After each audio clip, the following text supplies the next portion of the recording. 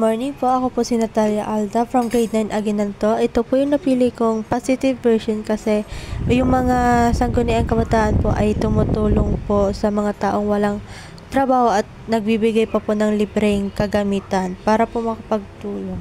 Yan lang po. And for the negative po, ito po yung napili ko. Para sa akin po, negative to kasi yung Olympic po, araw-araw na lang po may event na ganito and mas ginugugol nila yung time nila dito and para sa akin po nasayang yung pondo na dapat po pantulong sa mga nangangailangan na tao sa labas po.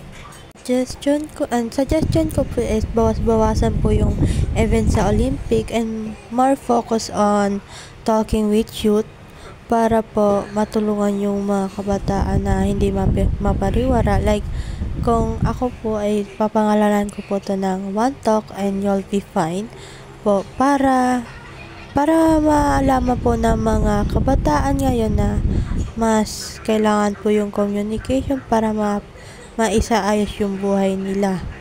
And yun lang po.